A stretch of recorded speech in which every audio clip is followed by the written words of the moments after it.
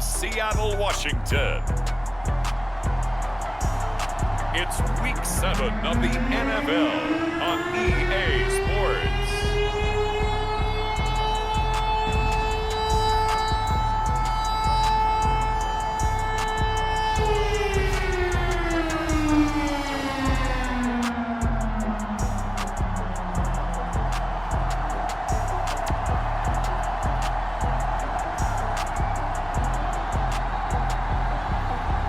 It's the Seattle Seahawks taking on the Detroit Lions. With Mount Rainier in the distance, there are few cities finer on a clear afternoon than this one, and we have a picture-perfect day for football at Lumen Field in Seattle. This crowd, as we've come to expect in recent years, as loud as any in the NFL, and they get even louder when their Seahawks are introduced. We're ready for football as the Seahawks get set to do battle with the Detroit Lions.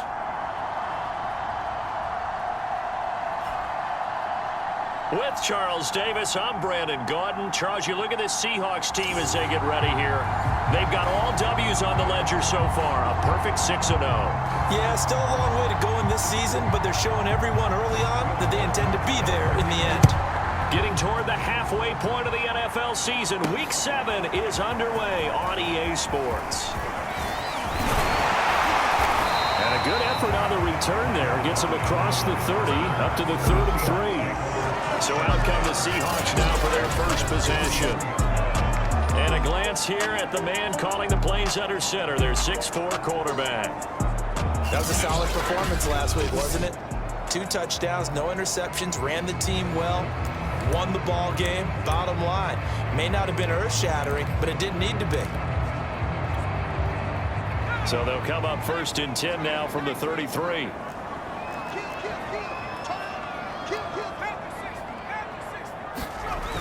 On play action, they'll throw. Rolling to his right.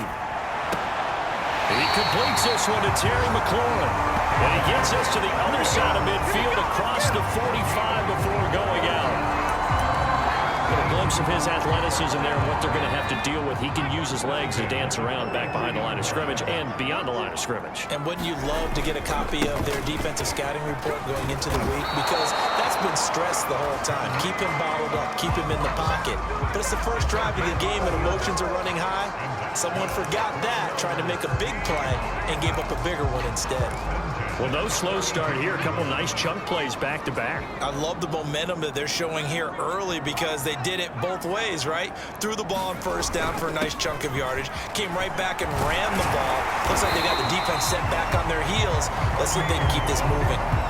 Back-to-back 11-yard gains, and they've got another 1st down. So back-to-back big runs, picking apart this defense on the opening drive. I thought this was a passing league. I thought this was the era we were in where the ball was always in the air, right? They didn't get the memo. They didn't get the memo, and I know this to be true.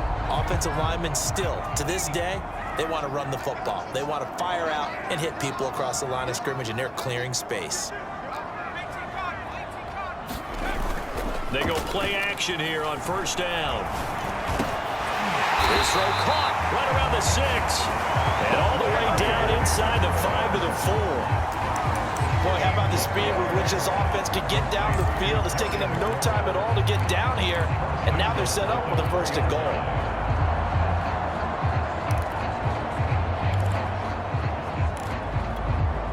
A terrific opening drive has them knocking on the door. 1st and goal.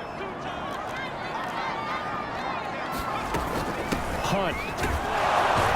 And he's across the chalk into the end zone. Touchdown, Seahawks. Kareem Hunt with touchdown number 8 on the year. And the Seahawks have taken a 1st quarter lead. One of the keys to their long winning streak has been scoring first. An ideal drive right there, getting the first 6 points of the ball game. Do you go back to our meeting with the offensive coordinator? Remember what he told us? Absolutely. With some teams, I script to probe in the early part of the game. Other teams, I script to attack. They've been in attack mode for these ball games. At the 25. So here are the Lions now coming out for their opening drive. And we get a glance here at their leader, the man who will be calling the plays under center. He had the numbers of a game last week that if you win, You talk about him being a gritty guy, managing the game, getting it done. But they lost. So obviously 2 interceptions, 1 touchdown pass, that's not going to be good enough. Got to get that changed around. They'll run for the first time with DeAndre Swift. Now he's able to break through 1 tackle, but it slowed him down enough that he could only manage getting back to the line of scrimmage. Well, this defense for the Seahawks, they played really well in that win last week against Miami. But we certainly had a nice conversation with the defensive coordinator, didn't we? And what we heard, I like what we did, but we definitely need more pressure on the quarterback this week. 2 runs in a row, but only 2 yards to show for it. It'll be a nickel look here for the Seahawks on 3rd down. Back to throw. Hoffman. Oh, that's into a sea of bodies, and it's intercepted. Picked off by Jamal Adams. And his guys are going to get the football at the 37-yard line. So problems with errant passing continuing. Remember, he threw 2 picks in the loss last week, and now another here in this first quarter. And sometimes, partner, this is the result of a quarterback who's simply trying to do too much. Feels like he's trying to make up for what he did last week, and he can't do it all on 1 throw. On 1st down, they'll run with Hunt.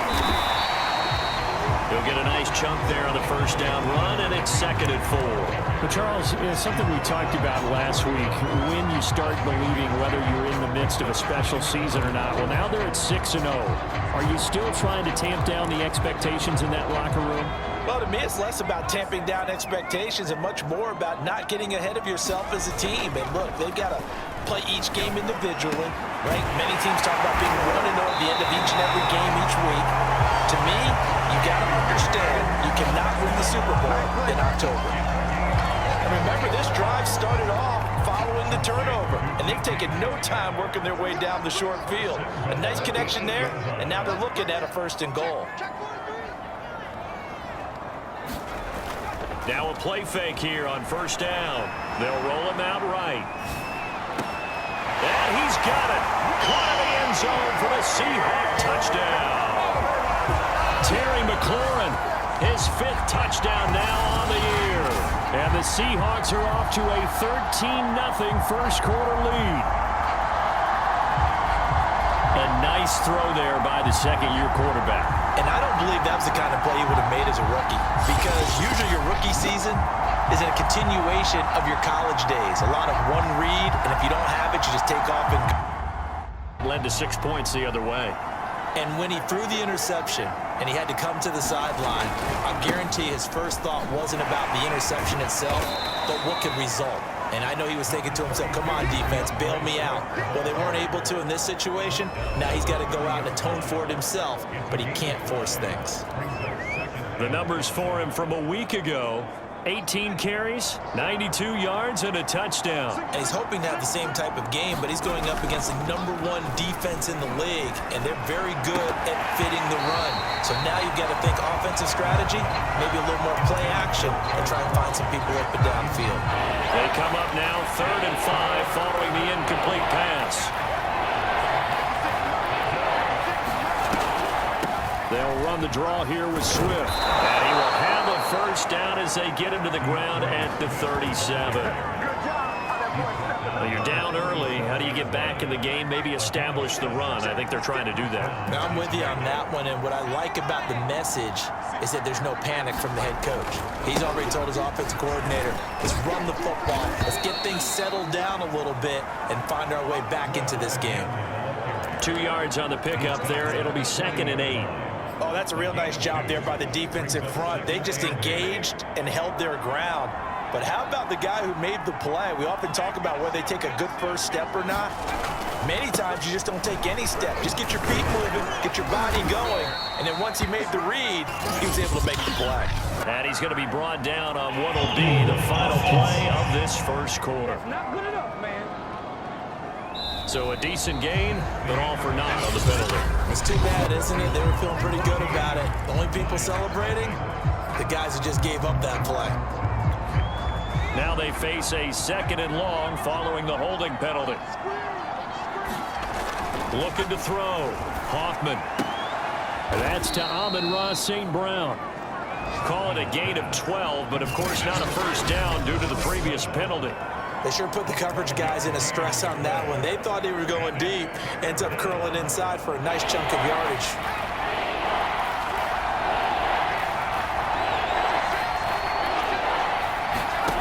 On third down, Hoffman. Yeah, this pass broken up. Excellent coverage there on third down, as that was not an easy one to hold on to. Here comes the Lions punter now. Back deep for the Seahawks, Tyler Lockett.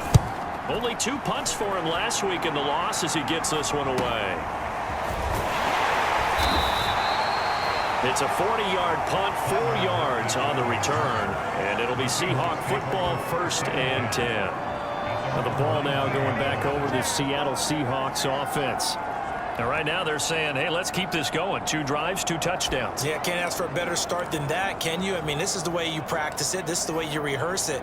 But right now, the play calling, they're locked in really well. So here's a 1st and 10 now, down inside the 20.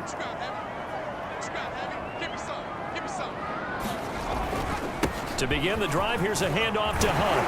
And he's got it past the 30 before he's hit and dropped. 45 yards rushing for him now, and he's carried the ball just 5 times. How many times do we say in this game that speed kills, and it does it in so many different ways? In this case, you got a back who's quick and shifty, can make moves, make people miss, but also gets to and through a hole before it can close down. That's some of the benefits of that speed, not just outrunning people in the secondary, and that led to a really nice game. And he'll be taken down by the face mask, it appeared. And yes, out come the flags. Face mask, defense. Well, when you get an elite running back like he is, sometimes you've got to employ the by any means necessary method to get him down. Yeah, sometimes you're relieved even if a flag comes out. But if you just get the hand up and you get it on the mask, you can kind of get away with that. But as soon as you curl it around a finger or the hand, that's pretty easy for everyone to see, and they'll call that one every time. Room here to run. And he's going to be taken down here with a penalty flag on the field.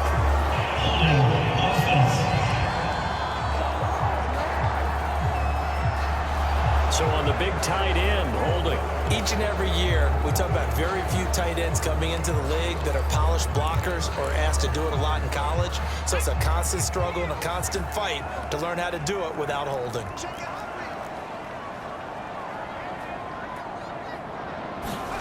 They'll look to throw here. And the catch is made here by Tyler Lockett. It's a big play, yet amazingly, because of how far they had to go, they're still looking at a 2nd down here.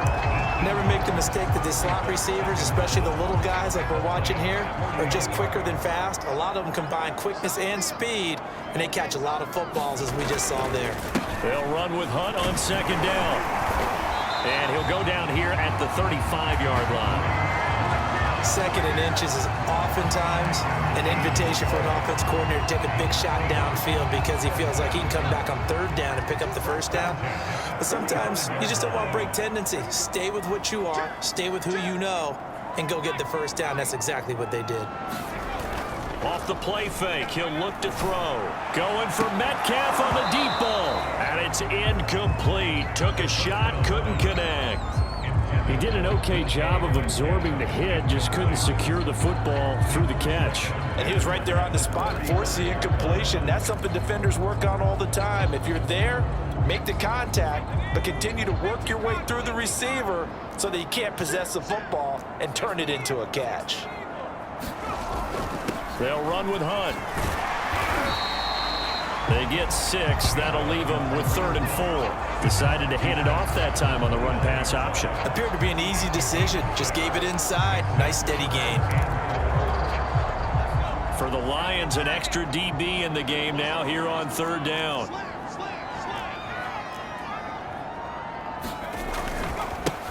They go back to the ground, this time Mostert. And this effort won't be enough as they rally up to stop him a couple of yards short. Give him a couple on the run as it brings up a 4th down. So out now is the Seattle field goal team. From the right hash, this from 44 yards out. And his kick here is good. And the lead will grow. It's now 17-0. So 3 points there, and they continue to build this first half lead. Yeah, every little bit helps, and the more that you can put together drives and start controlling the tempo, controlling possession, finishing with points, the better off you're going to be. And that'll carry over the back line of the end zone for a touchback. And Detroit getting set to go now. And they are back down to 500 following the loss last week. Consistency has been a real issue for them so far.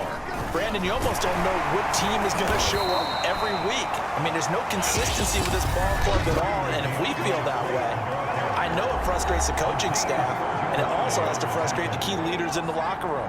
They got to figure out how to get coordinated.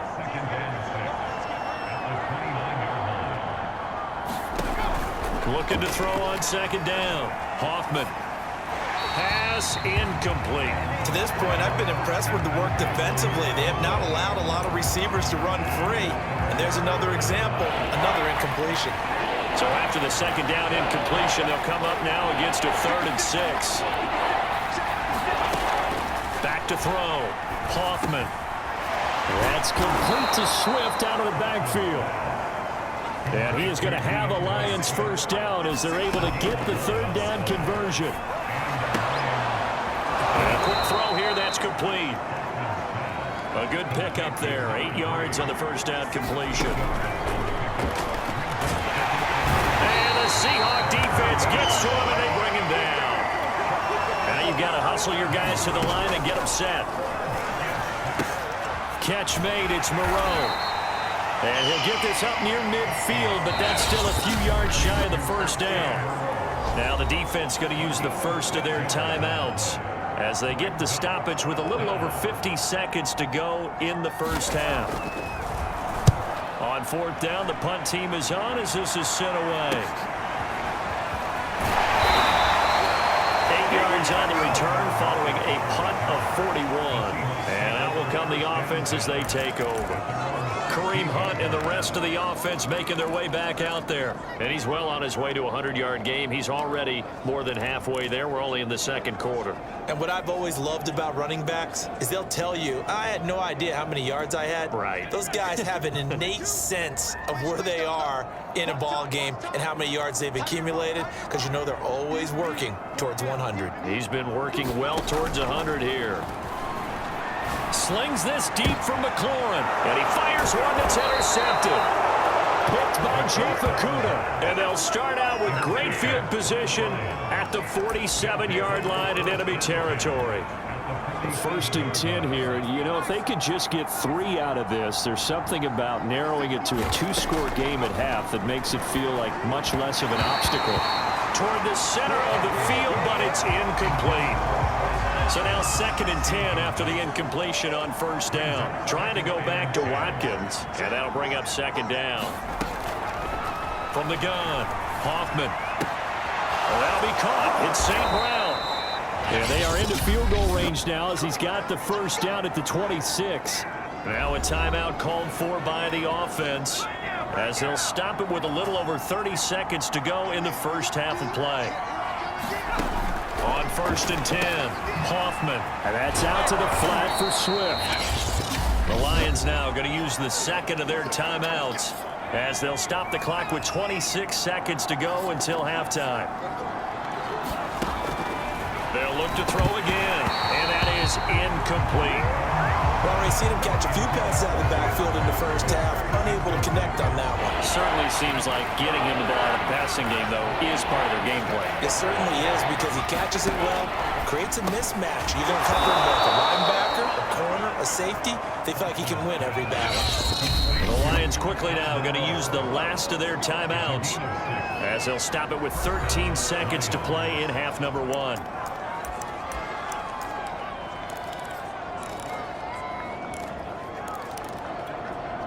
This offense finding its legs now. Here's another 1st and 10. Again, he'll drop to throw. Buying time to his left. And he slides and covers up at the end as he's going to be able to pick up decent yardage. Here's 2nd and 2 now. That first half, one to forget really on both sides of the ball. They got to find some way to string something together here, don't they? Yeah, they're down big right now. Nowhere to go here. He lost the football. But I believe a Lion Eagles there to recover it. Yes, they will indeed keep possession. A lot of bad news on that play for them, wasn't there? Lost the football, lost a lot of yardage, but I think the good news outweighs it. Able to retain possession. That was big for them. So they keep the football, but now face 2nd and long. Looking to throw. Hoffman. Under pressure again, and down he goes again. Derek Barnett picks up his 2nd sack of the afternoon. Now that's the way to start the second half. Back-to-back sacks. Whatever the halftime speech was, I hope they recorded it. After the sack, they'll come up now 3rd and long. Yeah, I wouldn't be surprised to see them run the ball here just to try and get some space. They do get 10 back, but still a ways to go on 4th. I think that call was made not so much to try and get the first down, although they would have taken it if they could have gotten it, but to give their punter a little bit of space and try and help out their defense. And they got the safe completion on 3rd.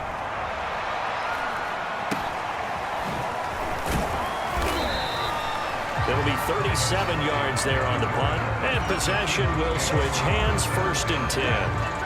So here are the Seahawks ready to take over on offense. Their win streak at 6 coming in and counting as they've got the lead right now, beginning this drive 1st and 10. They'll start with Hunt on the ground, and he's going to get it across the midfield stripe into Lion territory. They give him 4 yards there. It'll be 2nd and 6. I feel like I could see what he was thinking on that carry. Wanted to follow that big tackle through the hole.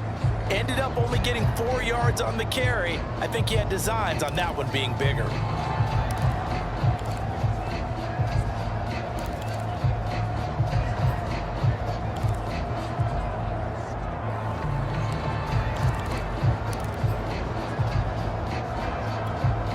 Following the pickup of 4, here's 2nd and 6.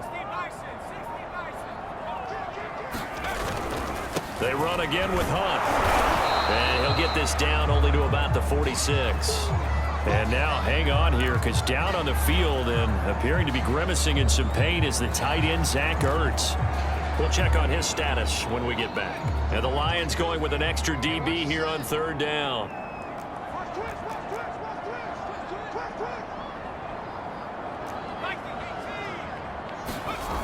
Here's a play fake as they set up to throw. Sliding out of the pocket. He hits his target, Lockett. And all the way in, touchdown Seattle. Tyler Lockett, his 2nd touchdown on the season. And the Seahawks are able to stretch that lead out a bit further. So on 3rd and medium, they dial up the pass, and it works to hit the end zone. And it's really not a surprise to me. That's a throwing down in the NFL because of how tough it is to run the football. But what offenses like to do is still show run formations to make them respect it.